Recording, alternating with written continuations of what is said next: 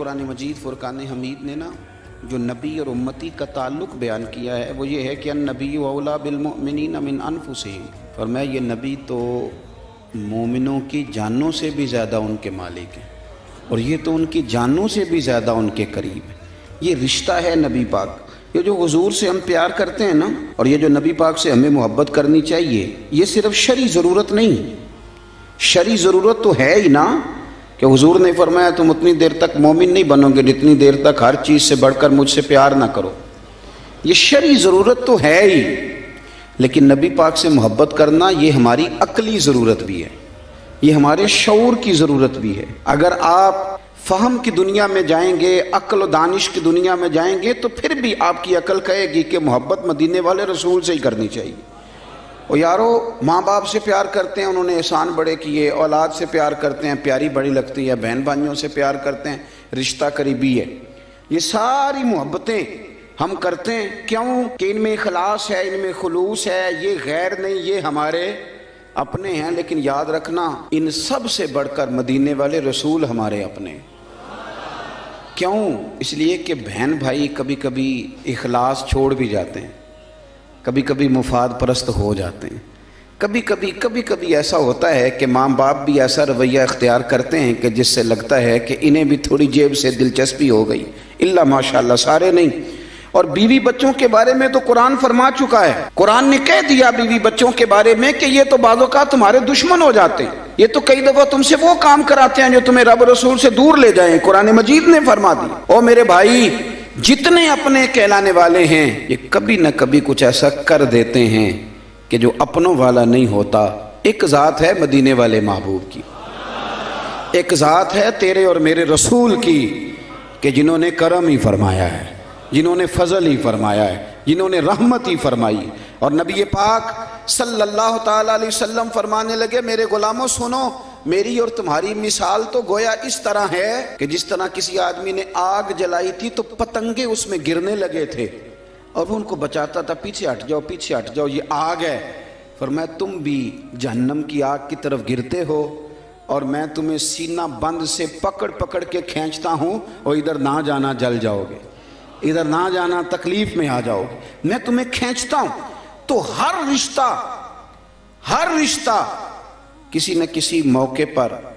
بغاوت کر سکتا ہے، دور ہو سکتا ہے، وہ مدینے والے محبوب کی ذات ہے۔ زندگی سنوارنے کا سلیقہ بھی دیا،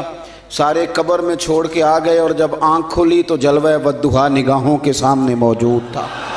یہ صرف ذات مصطفیٰ ہے، صرف ذات مصطفیٰ ہے، فقط یہ حضور کی ذات والا صفات ہے کہ میرے بھائی میزان عمل پہ گئے تو مدینے والے وہاں بھی موجود، پل صراط پہ گئے تو حضور وہاں بھی موجود، اگر حوض کوثر پہ گئے پیاسے ہو کے تو حضور وہاں بھی موجود۔ گویا جہاں جہاں ضرورت پڑی، جہاں جہاں مجبوری ہوئی، کئی اپنے کہلانے والے مجبوریوں میں ہٹ گئے، لیکن دنیا کی پریشانی سے لے کر قبر کی پریشانی تک اور قبر کی آزمائش سے لے کر جہنم کی پریشانی تک جو ہستی ہمارے ساتھ ساتھ رہے گی وہ ہمارے آقا و مولا مدینے والے محبوب صلی اللہ علیہ وسلم کی ہے۔ اس لیے عقل کا بھی تقاضا ہے کہ جنہوں نے کہیں ساتھ نہیں چھوڑنا ان سے پیار کیا جائے، ہر جگہ جنہوں نے ساتھ رہنا ہے، جنہوں نے محبت کو نبھانا ہے، ان کا کبھی بھی دامن کرم نہ چھوڑا جائے۔ کچھ چیزیں ایسی ہوتی ہیں کہ جو آپ کی طبیعت کہتی ہے کہ یار اس بندے نے بہت عمدہ کہا۔ مظفر وارسی نے کچھ باتیں کی تھی بڑی خوبصورت، وہ کہتے ہیں کہ سیاہیاں مجھ میں داغ مجھ میں اور جلیں اسی کے چراغ مجھ میں، اثاثہ قلب و جاں وہی ہے، میرا تو سب کچھ میرا نبی ہے۔ اب کبھی آپ الفاظ کے بام و در پہ نہ جائیں، آپ چاشنی دیکھیں حروف کی کس طرح کی ہے۔ پھر وہ کہنے لگے کہ میرے گناہوں پہ اس کا پردہ، وہ میرا امروز میرا فردہ، شعور بھی اسی کا وضع کردہ، وہ میرا ایمان میرا تیقن، وہ میرا پیمانہ تمدن۔ کیا انداز ہے بات کرنے کا۔ کہنے لگے وہ میرا معیار زندگی ہے کیونکہ میرا تو سب کچھ میرا نبی ہے۔ کہنے لگے وہ میری منزل بھی ہم سفر بھی، وہ سامنے بھی پس نظر بھی، وہی مجھے دور سے پکارے۔ اور اسی کی پرچھائیاں روح پر بھی، وہ رنگ میرا، وہ میری خوشبو، میں اس کی مٹھی کا ایک جگنو، اور یارو وہ میرے اندر کی روشنی ہے، میرا تو سب کچھ میرا نبی ہے، وہ تو میرے اندر کی روشنی ہے، میرا تو سب کچھ میرا نبی ہے۔ اور پھر کہنے لگے اسی کے قدموں میں راہ میری، اسی کی پیاسی ہے چاہ میری، اسی کی مجرم میری خطائیں اور اسی کی رحمت گواہ میری، اسی کی مجرم میری خطائیں اور اسی کی رحمت گواہ میری۔ کہنے لگے اسی کا غم مجھ کو ساتھ رکھے، وہی میرے دل پہ ہاتھ رکھے، وہ درد بھی ہے پر سکون بھی ہے، میرا تو سب کچھ میرا نبی ہے۔ ان کے درد میں رونا تو پڑتا ہے پر اسی رونے میں سکون ہے، وہ درد بھی ہے سکون بھی ہے، میرا تو سب کچھ میرا نبی ہے۔ اور پھر کہنے لگے ازل کے چہرے پہ نور اس کا، ظہور عالم ظہور اس کا،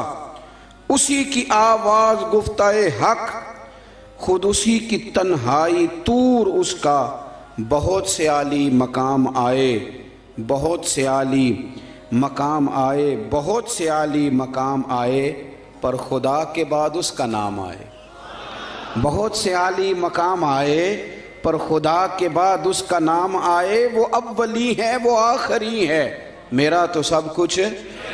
میرا نبی ہے۔ اور پھر کہنے لگے نہ مجھ سے بار عمل اٹھے گا، نہ عضو ہی کوئی ساتھ دے گا، اگر کہے گا تو روز محشر خدا سے میرا نبی کہے گا، سیاہیاں داغ صاف کر دے، اسے میرے مولا معاف کر دے۔ انداز دیکھیے، کہنے لگے نہ مجھ سے بار عمل اٹھے گا، اسی کوئی نے جو کہ ہاں صحیح، نہ مجھ سے بار عمل اٹھے گا، نہ عضو ہی کوئی ساتھ دے گا، اگر کہے گا تو روز محشر خدا سے میرا نبی کہے گا، سیاہیاں داغ صاف کر دے، اسے میرے مولا معاف کر دے۔ کیونکہ یہ میرا عاشق ہے، وارثی ہے، تھوڑا سا مظفر وارثی سے معذرت کے ساتھ، یہ میرا